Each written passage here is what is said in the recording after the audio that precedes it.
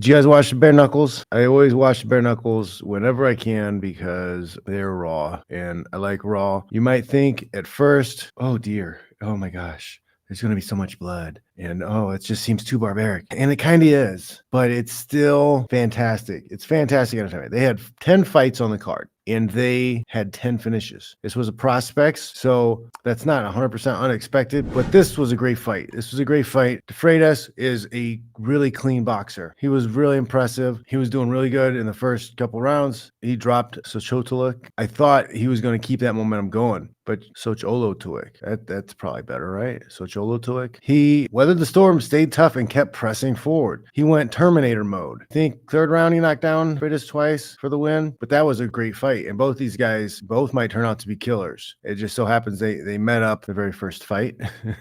The next little fight, Desharnais and Johnson. This one was a little bit sloppy. It was a little bit sloppy. Johnson got the first knockdown. The nice part of this bare knuckles, the BKFC, is that there is holding and hitting, and Desharnais was able to get that half plumb collar tie and land. He landed one or two to the body, and he came up, and Johnson didn't see it. It was like he never saw it coming. Pulled his head right down into that little uppercut. That was the fight. He had enough. The heavyweights, Tice Jr., I think, pretty undersized. Tremblay was a big boy who moved well and knew how to box. So this fight was pretty ugly. Tremblay disposed of Tice fairly easily. I don't know, it was like 4 knockdowns, first round win. Alkanim, this dude was a stud. He landed one of the nastiest knockouts I've seen in a long time. The way that his opponent fell back, it looked like he decapitated him. It looked like his head was gone because he fell back into the rope. It's a round ring. They have the little turnbuckles with the pads still, and his head like went right under it. I was like, he knocked his head off. I thought his head flew into the crowd as he knocked him down. He hit him so hard. One of the hardest punches landed in bare knuckle fighting championship history.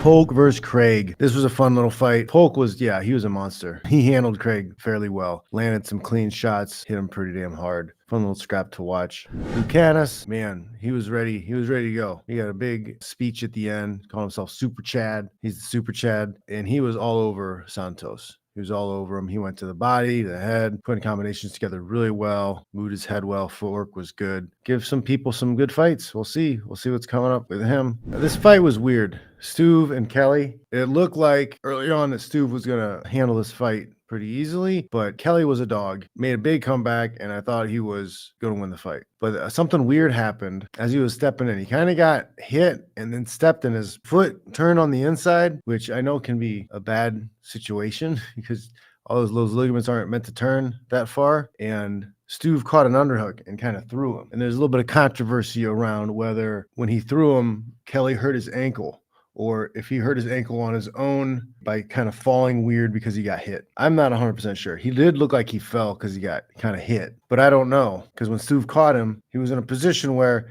maybe if he didn't catch him and he just got out of the way, he wouldn't have had that torque on his ankle, but he did catch him and then he threw him. Foot kind of looked like it was coming off the ground as he threw him, but I don't know, man, because some things look different in slow-mo. So I think they ended up giving Stuve the win. I don't even know if they call it a no contest or not. I believe I saw him get his hand raised. Shermack versus Roundstone. And this was unfortunate. I wanted to disparage Roundstone. I don't know if he had a bad night or it was just his first time on this platform, made it more difficult. Or maybe it was just his opponent, Shermack, was just that much more skilled. Shermack was moving pretty well. He was jabbing to the body, landing some good combinations. But at the same time, Roundstone just could not judge range and distance. He couldn't find the target at all. He would kind of rush in, throwing a lot of punches, push him into the fence or in the ropes, try to throw as many punches as possible, throw as many rabbit punches when he was in tight. But he wasn't able to do any real damage, and it wasn't that long until Shermack was able to put him away. Hit him hard in the body a few times, bloodied him up a little bit. Performed really well. Maybe he can fight Tremblay next because that guy was moving pretty well. But that might have been a mismatch of a fight also. Maybe Tice should have been fighting Roundstone. It would have been a little more evenly matched and a little bit more entertaining. Because I don't want to see one guy just get completely overwhelmed for multiple rounds. I want to see some back and forth. Riggs and Smith. Riggs looked pretty tough. He landed some big punches. Very dangerous in this weight class. And then this seemed like another, I don't know if it was a mismatch or it was a bad night, but Masan Wong over Roman, she was just all over her. Just right hand, completely, one had a really solid body type, the other one looked a little bit soft, like maybe she's in the wrong weight class or I don't know. It seemed from the beginning, I was like, this doesn't look like a good matchup. You know, sometimes I'm wrong, but Sun Wong was off the starting line fast and just kept throwing those right-handed heaters at her and ended it pretty quick. That was the glorious night of BKFC.